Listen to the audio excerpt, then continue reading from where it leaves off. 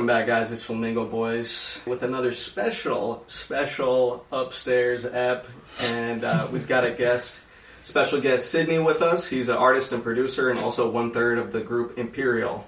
What's poppin', y'all? Whole world, everybody out there. It's your boy Sid, Yid, the doctor, whatever. Everybody knows me by different names. I'm here with Forensic Styles and the one and only Kenny Route. Yes, sir. Two of the most, I believe, creative individuals that I know.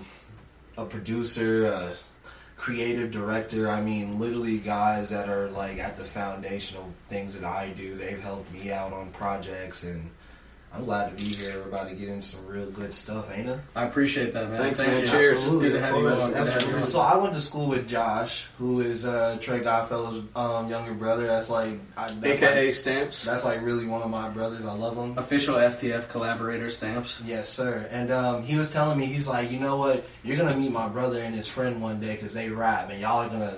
Josh is the one that actually... He called all of this shit. Even like what we're doing right now, he called all of this shit.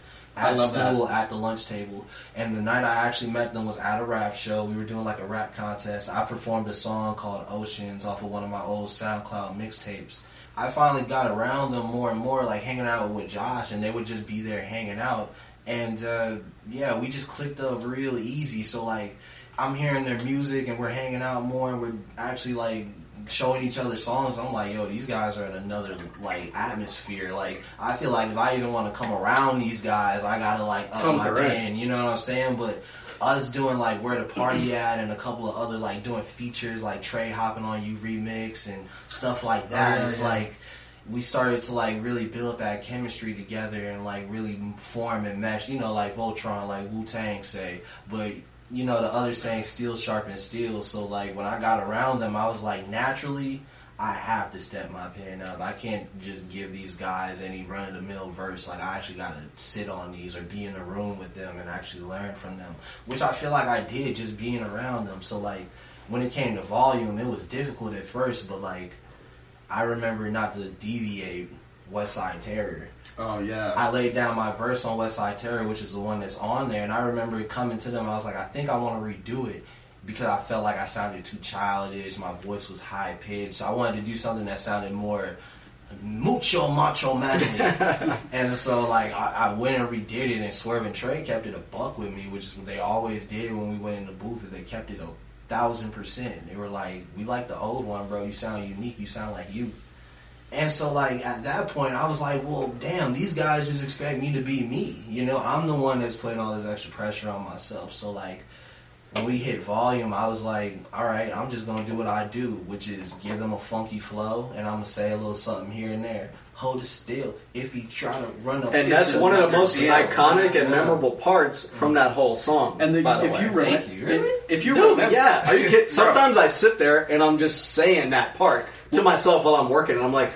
That's from Imperial, right? That's crazy. Like, and if you recall, too, that part stuck out to me so much that on the beat switch, I chopped and screwed it. Yeah. Like, ho, stick. That was also... That was nasty. Sick. Nasty. But see, that's what happens, right? Like you said, steel sharpens steel, right? Right. Imperial came about itself by... We were already doing shows together, but we were just going by Swerve, Trey, and Sid for like the first like 4 shows we did, and then we got this opportunity to open up for the Teacher, KRS-One, down here in Sarasota. Whoop whoop! And they were literally asking us for a name to put on the flyer, and they're like, "What do you guys go by?" And I remember this Trey story because he wanted to do this. He was like, "We should go by Contraband." And I remember I was like, cool. It was cold, but I was like, I don't know, bro, because like I wasn't super into the marketing side of things, but I was just thinking about branding. I was like, I don't know, we should go by Contraband because, you know, the drug reference or whatever.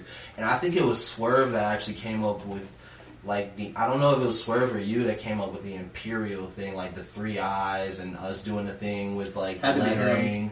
Like it seems like a Swerve thing. Yeah, like I don't know if it was a Wu-Tang generator or not. The Swerve is a very creative guy, so I can't put it past him. He really is. He really is. He definitely, he might have been the one that came up with that. But the Imperial Styles tape,